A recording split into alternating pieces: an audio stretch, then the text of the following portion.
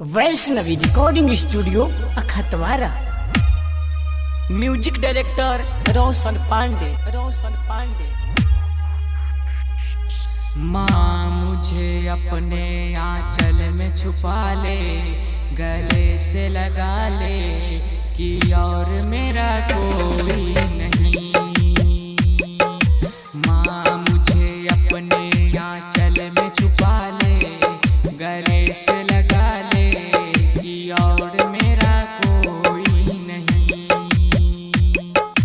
फिर न सताऊंगा कभी, पास बुला ले, गले से लगा ले कि और मेरा कोई नहीं, कि और मेरा कोई नहीं। माँ मुझे अपने आंचल में छुपा ले, गले से लगा ले कि और मेरा कोई नहीं।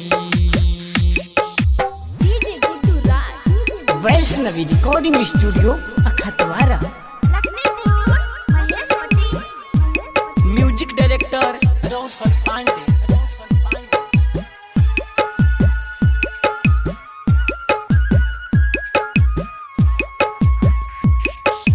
भूल मेरी छोटी सी भूल जाओ माता, भूल मेरी छोटी सी भूल जाओ माता।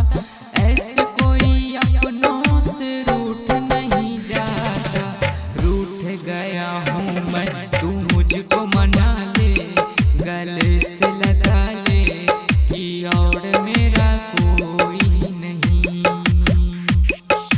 माँ मुझे अपने आंचल में छुपा ले, गले से लगा ले कि और मेरा कोई नहीं, कि और मेरा कोई नहीं। Vaishnavi recording studio Akhatwara. Music director Roshan Pandey.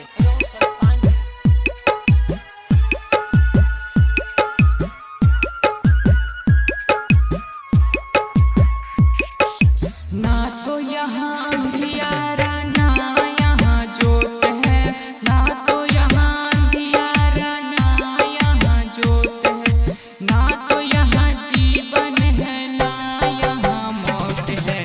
तूने किया है मुझको किसके हवाले, गले से लगा ले कि और मेरा कोई नहीं।